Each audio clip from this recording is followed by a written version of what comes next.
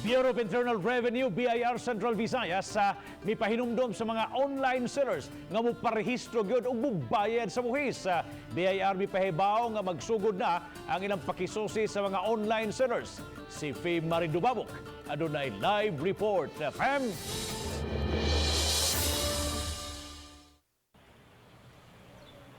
Bob, giklaro sa kun kadagkuan sa BIR nga ang maong kamanduan usa lang kapag pahinumdum nga kinahanglan silang magparehistro o magbayad og buhis ang mga online sellers. Apan gitagalan sila nga kinahanglan makaparehistro na sila kutob sa Hulyo 31. Sa panahon nga naka-quarantine, sagad sa mga tao sa social media na lang mipalabay sa panahon. Gawas niini nahimong gisaligan usab sa mga netizens ang online buying and selling sa mga panginahanglan. Hinungdan daghan karon sa mga netizen ang mireklamo sa gipagawas nga Revenue Memorandum Circular Number 60-2020 alang sa mga online sellers sa pagparehistro ug pagbayad og buhis.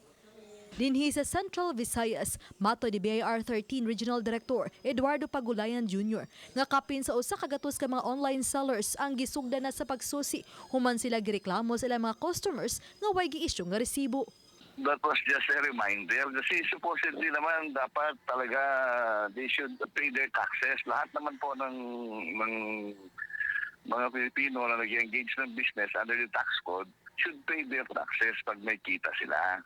Dati kasi hindi sila napapansin siguro.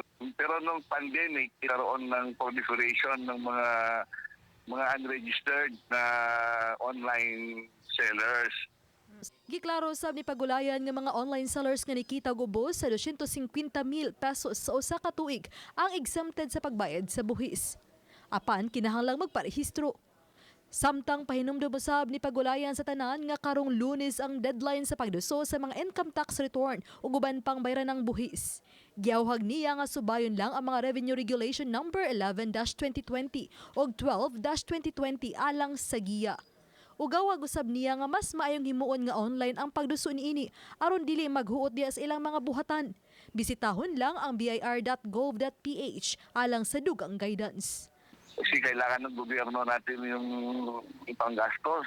Kaya nga nakikiusap ako sa mga kababayan natin na tumulong tayo para sa bayan. Total Independence Day ngayon, di ba? So the best way to express yung pagka-patriotic natin is to pay yung correct taxes. Gipangandaman na sa BIR offices sa rehiyon ang pagdagsa sa mga moduso sa ilang ITR karong Lunes. Higpit usab kay patuman ang health protocol.